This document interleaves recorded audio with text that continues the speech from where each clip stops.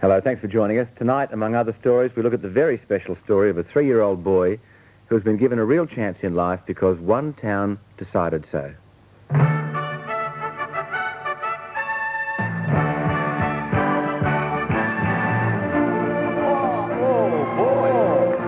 This man is no longer a footballer. One burst of temper cost him his career. Well, I go out there with the attitude every week that, my life's on the line and things like this that I can't come to terms with not playing well. And that sort of attitude, and it's not a good attitude to have, I suppose.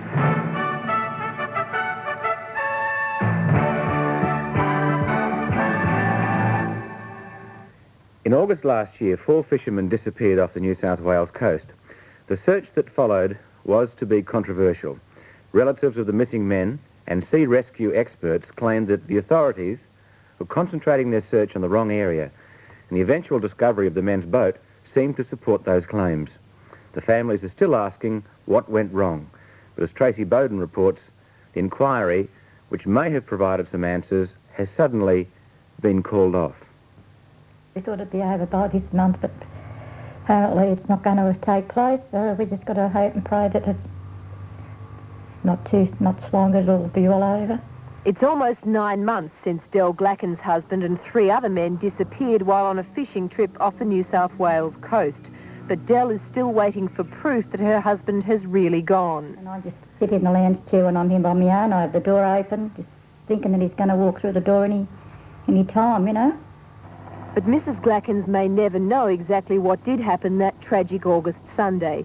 The inquest into the men's deaths has suddenly been called off. And I rang Mr. John Seabury, the coroner at Wollongong. Ray DeMarco, who lost his brother in the fishing accident, tried to find an explanation.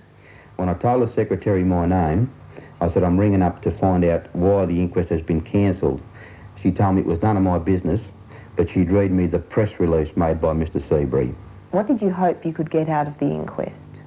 Well, what's to say, it has happened before. It's going to happen again. Well, why not try and stop it now?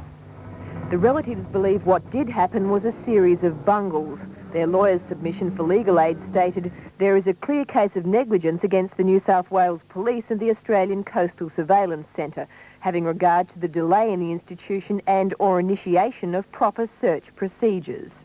There was a flare report on the Sunday night. There was nothing done about it. On the Monday night, there was a flare sighting reported off Kiama. And instead of searching from Sydney to Shell Harbour, they searched from Sydney to Newcastle. And there was no way in that time that boat could have been in that area. Search and rescue expert Lawrence Gruzman QC was so convinced the authorities were looking in the wrong place, he launched his own private search. The Coastal Surveillance Centre will not institute a detailed enough search soon enough. And by the time they really get going, the boat's gone so far that I suppose it becomes very difficult for anyone to find it. The boat was finally found not far from where Mr. Gruzman was searching. The bodies of the 4 men have never been recovered. So why has the inquest now been cancelled? Well, the relatives haven't been told. When a member of a family rings up, like Mr. Seabury, you think that he'd have the decency to give them the reason why he's cancelled. But Mr. Seabury did speak to the relatives' lawyers, and one of the reasons he gave then was quite extraordinary. The coroner said he's had experience of people disappearing for insurance purposes, and he was concerned that might be the case here. What would you say to that? Well, you tell him that he has my permission and the family's permission to investigate any insurance policy that he can find. But he will find there is none. My brother had a 2-year-old son. Warren had 4 children. Billy Eckenberg had 2 sons. It's just so utterly ridiculous to even try and... If anyone that knew my husband, they all know what a man he was. He was a good worker, as I said before, and he loved his children.